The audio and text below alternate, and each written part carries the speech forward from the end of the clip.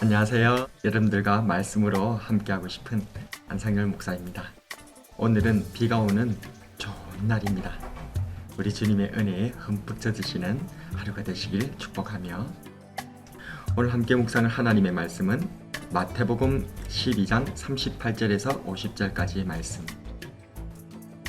그때 서기관과 바리새인 중 몇 사람이 말하되 선생님이여 우리에게 표적 보여주시기를 원하나이다. 예수께서 대답하여 이르시되 악하고 음란한 세대가 표적을 구하나 선지자 요나의 표적밖에는 보일 표적이 없느니라. 요나가 밤낮 사흘 동안 큰 물고기 뱃속에 있었던 것 같이 인자도 밤낮 사흘 동안 땅속에 있으리라. 심판 때에 니느웨 사람들이 일어나 이 세대 사람을 정죄하리니 이는 그들이 요나의 전도를 듣고 회개하였음이거니와 요나보다 더 큰 이가 여기 있으며 심판 때에 남방 여왕이 일어나 이 세대 사람을 정죄하리니 이는 그가 솔로몬의 지혜로운 말을 들으려고 땅 끝에서 왔음이거니와 솔로몬보다 더 큰 이가 여기 있느니라. 더러운 귀신이 사람에게서 나갔을 때에 물 없는 곳으로 다니며 쉬기를 구하되 쉴 곳을 얻지 못하고 이에 이르되 내가 나온 내 집으로 돌아가리라 하고 와보니 그 집이 비고 청소되고 수리되었거늘 이에 가서 저보다 더 악한 귀신 7을 데리고 들어가서 거하니 그 사람의 나중 형편이 전보다 더욱 심하게 되느니라. 이 악한 세대가 또한 이렇게 되리라.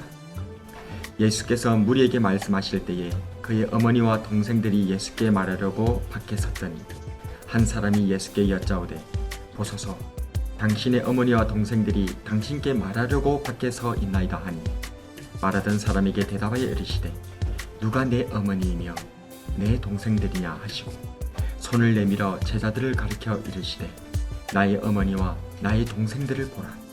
누구든지 하늘에 계신 내 아버지의 뜻대로 하는 자가 내 형제요 자매요 어머니이니라 하시더라. 오늘은 주님의 어머니와 동생이 되어 라는 제목으로 하나님의 말씀 함께 묵상해 보고자 합니다.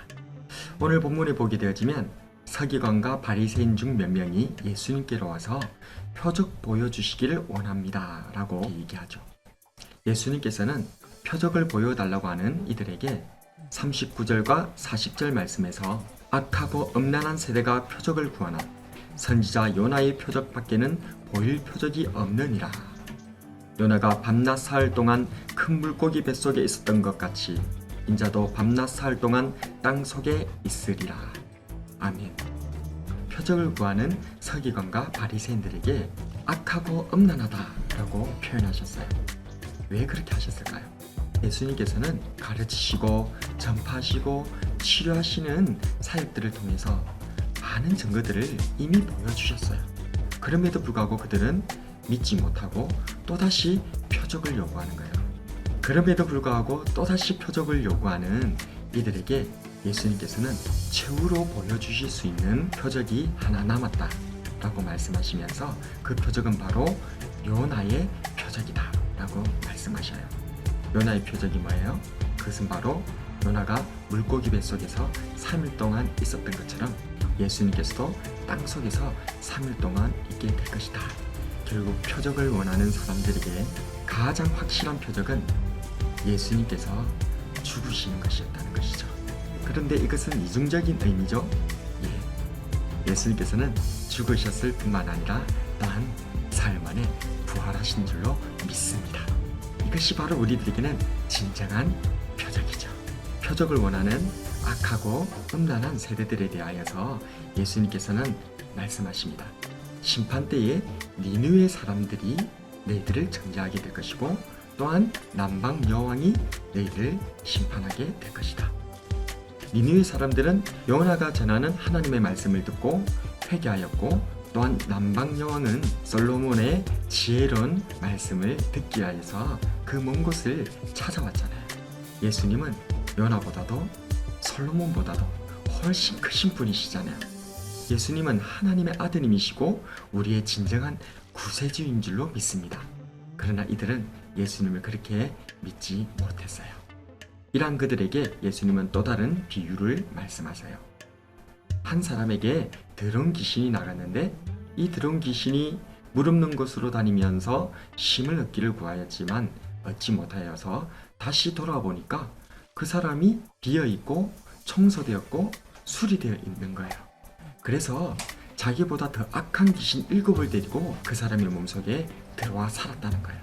그러면서 주님께서는 말씀하세요. 그 사람의 나중 형편이 이전 형편보다 더욱 심하게 되었다. 이것이 바로 이 세대에 일어나게 될 것이다 라고 말씀하셨어요. 그래요. 예수님께서는 요나보다도 솔로몬보다도 더 크신 분이에요. 그러한 예수님께 듣고 회개하는 은혜가 있어야 될 줄로 믿습니다.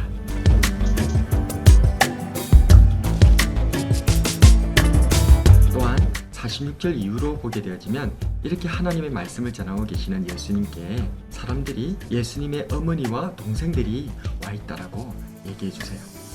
그때 예수님께서는 그 말씀을 듣고 제자들을 가르쳐 말씀하시면서 50절 말씀에서 누구든지 하늘에 계신 내 아버지의 뜻대로 행하는 자가 내 형제요 자매요 어머니이니라 하시더라 라고 말씀하시면서 하늘에 계신 하나님 아버지의 뜻대로 행하는 자가 예수님의 가족이 된다고 말씀하셨어요.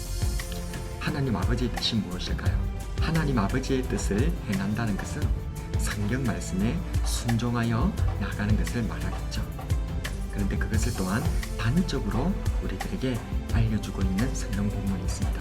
그것은 요한복음 6장 40절 말씀입니다. 내 아버지의 뜻은 아들을 보고 믿는 자마다 영생을 얻는 이것이니 마지막 날에 내가 이를 다시 살리리라 하시니라.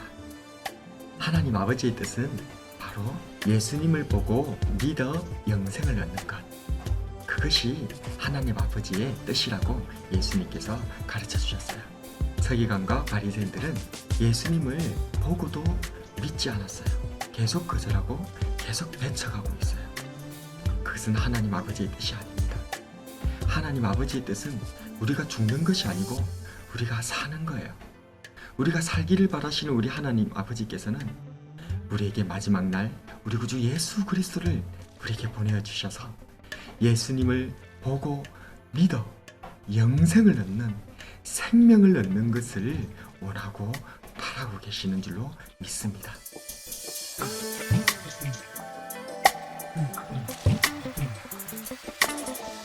여러분은 어떠세요? 예수님을 보고 믿고 영생을 얻고 있습니까? 예수님은 말씀이 육신이 되어 우리 가운데 오신 분이세요.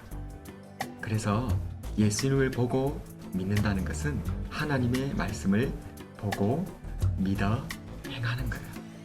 말씀에 의지하여서 말씀에 이끌려 살아가는 삶, 성령님의 인도하심을 받는 삶, 그것이 예수님을 보고 믿고 영생을 얻는 삶인 줄로 믿습니다.